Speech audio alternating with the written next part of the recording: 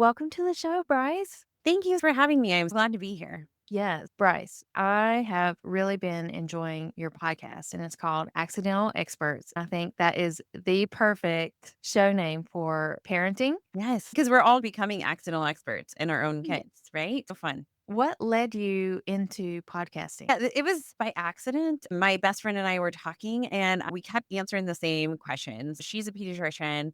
I'm a therapist. I was like joking and said, "Hey, we should do a podcast." She was like, "Yes, you should." I was like, "No, I thought you were going to tell me this is a terrible idea." But then I just couldn't stop thinking about it, helping families have access to information that professionals have that parents can't get or with like different perspective. My goal was to create a library of all the things we're dealing with in parenting to have a place for people to go. Awesome. You are a social worker by trade and you do therapy. Are you in private practice? I am, yes, in Kansas City. I have a group and there's 7 other therapists. We see a variety of things, but I primarily do children and adolescents and then adult Hmm. women with childhood trauma. Oh, okay. Yeah. So often, in helping people with OCD, the parents have a hard time knowing how to talk to their kids. And then in general, parents these days are struggling. There's so much information out there that then even getting information from trusted sources. So, in starting off, I don't know, and maybe this is too vague of a question, but what do you think it takes to be a good parent? So I will start by saying I have never met a bad parent. I think we all want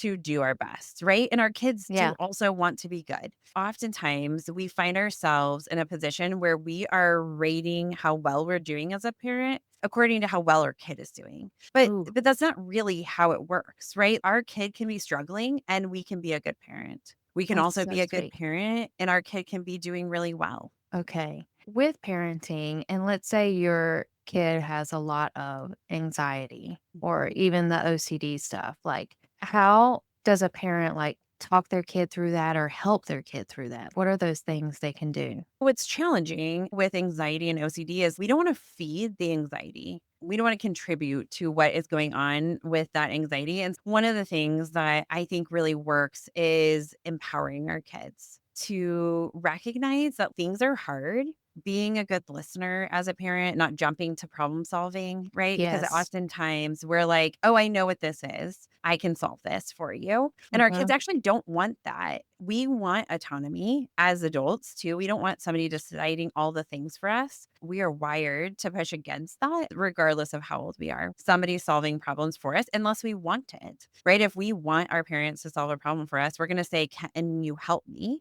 versus them just jumping in to solve that piece. So I think that's Mhm. one piece, right? Is asking your kids what they are wanting, right? Like, how can I support you in this? And then also like trusting your gut. Like if it comes to anxiety or this OCD part, if you feel like you're feeding the worry that they have, or they continue to come back to that, they loop back to the same thing and you say the same thing and it never seems to get better, that's when we need extra help, right? We need a therapist who can help us with OCD. But when we're looking at a kid who has just traditional anxiety that is not causing a lot of impairment, like anxiety about a test. It's talking to them Mhm. about what skills do you have? How can I help support you? What do you need from me right now? How do you imagine this looking going forward? Reflecting back, what do you think you wish you would have done? Or like if you could change something, what would that look like? Does that help?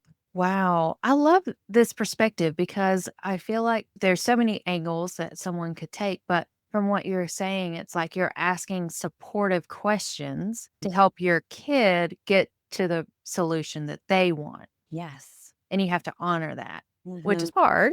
Sometimes we do know the answer, right? But if you have a partner and they know the perfect solution to whatever you're dealing with, my husband is often right about a lot of things. He's so smart. And often I will resist the things that he's saying if he says it in a way of, you should do this. Then I'm Mhm. like, nope.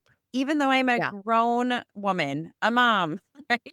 And a Mhm. therapist, it's hard to not resist that part of solving the problem, but Mhm. offering solutions and including your kid in the solution. I think that is key. That's awesome. This kind of opens the door to so many other questions I have now because one of the things I've noticed when I'm working with adolescents, they get so angry at their parents when their parents do something wrong and Mhm. their mom or dad doesn't apologize. Yes. Do you see that? Yes. Because Gosh. we expect our kids to do that, right? I expect you to Mhm. apologize when you've done something wrong, but then I am not willing to do that as a parent. In thinking about a scenario where you're trying to support your kid in finding a solution, how do you support your kid? Let's say they're a teenager, but they've got a younger sibling and there's a lot of sibling conflict. A lot of times, the way I've approached it is try to train both kids to have better communication skills. Mhm. So that takes the parent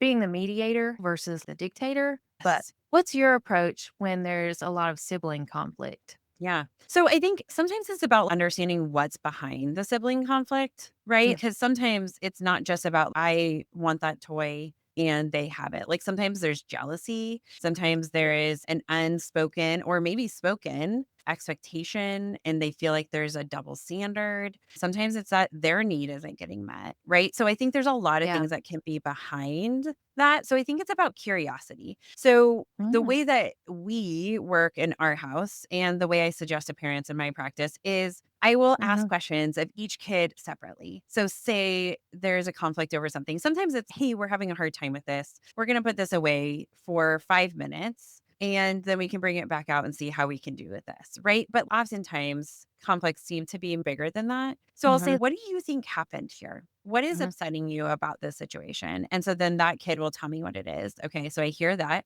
Then the other kid, I'll say, hey, what happened? What's upsetting you about this? And they're going to tell me. And so now I have two perspectives. And so then I bring them together to say, okay, so this is what I heard kid A say, and this is what I heard kid B say. How can we come to an agreement? Like, what ideas do you have to Yeah. solve this? Because my goal, I think as a parent, I want my kids to learn how to do this for themselves. Plus, it's just good skills for life to be able Yes. to problem solve, right? To say, like, my perspective is this, their perspective is this. How do we meet in the middle? Is there a way that we can compromise or be flexible? 'Cause that's life, and you have to ideally prepare your kid for the real world, and Mhm. life is a lot about compromises, negotiating, communication. So, I love that approach and bringing the kids together and saying, "How can we work this out?" Yeah. And then both people feel heard because the parent Yeah. is saying, I'm listening to you and I hear your story, like, oh gosh, yeah, that would be really frustrating. It doesn't mean that I agree with their perspective.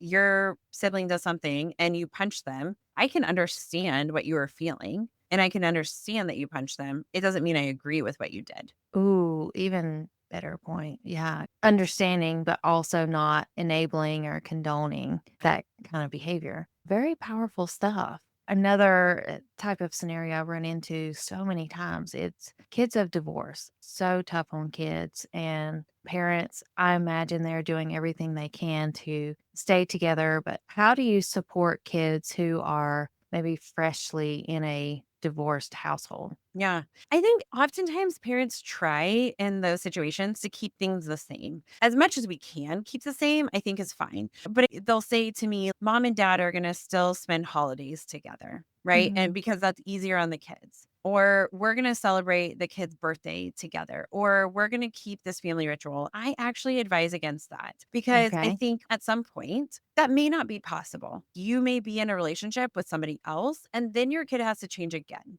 And so I think Yeah. that part is actually harder on kids. Like, as much as we can keep them at the same school with the same friends and the same activities, those things I think are more important. We know that things are going to change at home. Let's just change, find our new normal instead of Mm, trying to adapt what we're doing to hope that it's going to work out for the future. Mom needs her things, dad needs their things. What both parents need to have their routines at their house when we're parenting similarly, the chances of that happening are often very slim, and kids can navigate through those things. I think having a consistent schedule is key, right? mm, We're trying to put to bed at the same time. These days at one house and these days at the other house, or it's this week and then next week, whatever your family has decided and agreed to. Also, keeping kids out of the middle part, allowing them to love both parents, enjoy both sides and not quizzing them on things like, "Oh, how yes. was dad's house? How was mom's house?" Allowing them to share, but not requiring them to share.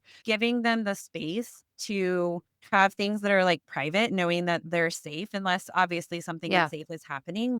Saying, like, I want you to tell me anything you feel comfortable sharing, but also know that I love that you spent a lot of time at mom's house. I'm so glad you had a good time. And something Mhm. else that I think parents do in newly divorced situations is they say to their kids, I missed you so much, which makes them feel bad about being at the Yes. other parent's house. You can miss your kid and you can say, like, I love you. I can't wait to see you. But making them feel responsible for that missing keeps them from being able to enjoy their time at that other parent's house as much. And so, as much Yeah. as we can, not putting the kids in the middle and just allowing space to say, how's this going? What's hard? Mhm. What do you like about this? Do you feel like this is going well at my house? And not talking as much about the other parent's house to just focus on what you can control, which is only your house, which is super hard.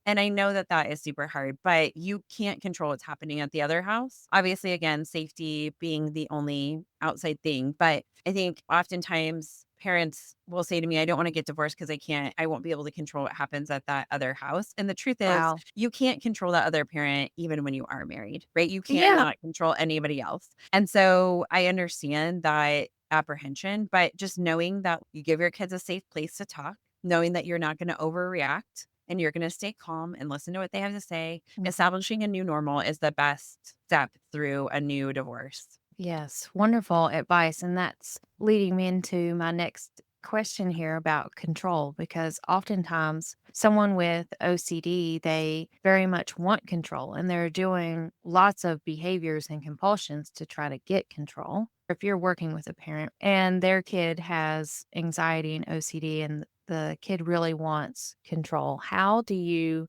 coach the parent to help their kid? Yeah. Control feels good, but is a sign of anxiety, right? The only person we can control is ourselves. The tricky part about OCD is it is in a way tricking our brain into thinking we are controlling ourselves. We are managing our situation. It lies to us about what information we need and how it's going to make us feel. The key is to validate your kid's feeling of like, Yeah. this may be scary or this is hard, or I can tell Hmm. you're struggling with this. And then to empower them by knowing that they can do it, that you believe in their ability to do that. So, like, let's say it's delaying washing your hands, right? So you Yes. would say, like, I know it's really hard to not wash your hands right away, but I know you can do this. I believe Hmm. in you, right? But I think that's just good parenting, right? We know that it works for OCD, Yeah. but in general, just empathizing with what our kids are experiencing because that is their reality, even if you see it very differently.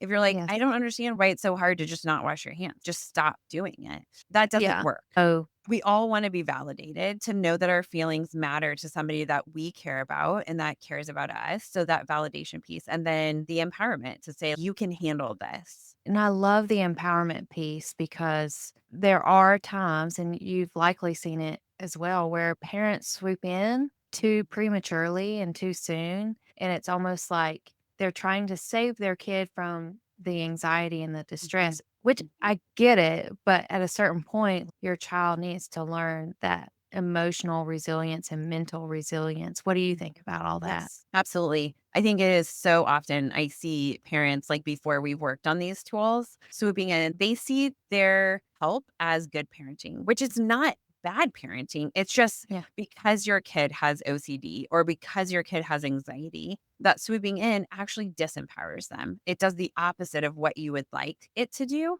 And so I think it's key to allowing your kid to we need them to struggle because otherwise how do they learn to be resilient? If you never have something hard, Yes. you're never going to learn how to get through it. Exactly. Bryce, I really appreciate your time today. Do you have any words of wisdom or encouragement for the parents listening? I have two things I want to say. One is parenting is so hard. And the weird thing is, it's supposed to be hard because not that it's hard in that we don't love our kids or we don't want them here. We probably worked really hard to get them here and to create this family. Our kids are going to go through really difficult stages, which are normal developmentally. And I think sometimes when we have conflict, and stress, we think that we're doing it wrong, but really we're doing a lot of things right. And there may be improvements. I'm still improving as a parent, and I've been a Mhm. therapist for over 16 years. I don't have all the answers, but I think it's that piece of if it's hard, it's okay. You can seek resources and support from your own networks, whether it's a therapist or friends that are going through with it. I love using my resources of experienced parents to say, like, how did you handle this? To just hear their advice. The other thing I think that is key, just in general, with raising kids is finding time to spend individual time with each one of your children, which I know with multiple kids is very hard, but those moments are so powerful for your relationship with them to just be one on one Mhm. with your kid. That's so awesome. And Bryce, where can the listeners connect with you or find you? Yeah, so my podcast is Excellent Experts with Bryce Hamilton, and we're all on all the podcasting platforms, but we also have TikTok, Instagram, Facebook, and YouTube. So you can find us in lots of places. Awesome. Thank you so much. Thank you. It's been a pleasure.